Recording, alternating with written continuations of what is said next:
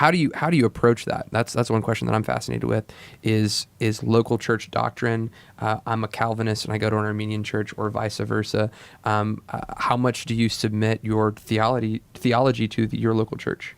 That's a good question, and it's very pertinent because I get emails. Matter of fact, I just got one recently of a man who is a part of a church that has a Calvinistic statement of faith. The pastor's a Calvinist. Most of the people are Calvinist, and he's been listening to the broadcast, and he said he brought it up in one of the in one of the Bible studies and kind of started promoting my position. Yeah, and I'm praying for that guy now. And they said he said it was a real cordial conversation, and they hugged each other and said, agree to disagree. But then he got an email the next day from his pastor saying, "You're promoting Latonism." He actually called it that. Oh, which I was just like rolled over in my grave. No, do not do that.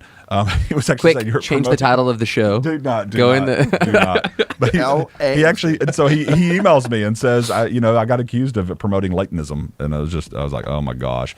And there's nothing new about what I've said. My view has been around a lot longer than me, but his pastor had heard about the podcast, and I guess other people brought it up, and he was painting it as a cult and all this other stuff that I was teaching.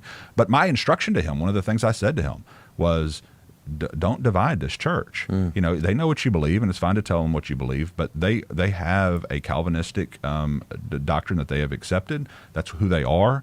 It's fine to tell them what they believe, what you believe, but he's asked you not to talk about it, and so you need to submit to his leadership and or to leave the congregation. You don't need to split it. And I would say the same with the opposite.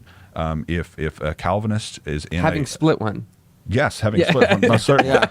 He's like, unfortunately, speaking from experience. Okay, I'm that guy. Yeah, well, and that's really what the basis of the word heretic is to be a divisive person. You can be divisive with the right doctrine, and when you're trying to split people up and take people, where's that microphone?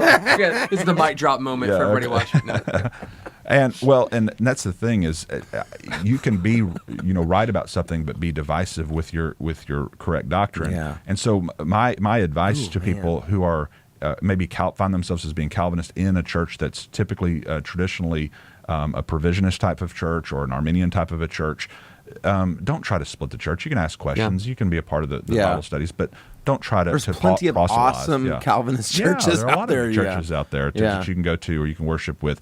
You don't have to split your own church. That doesn't mean you can't talk about the theology, but when you're trying to win people over to a particular worldview and the pastor doesn't hold to that and the doctrines, the statements of faith don't teach that, then that is by definition a divisive action, and I warn against that.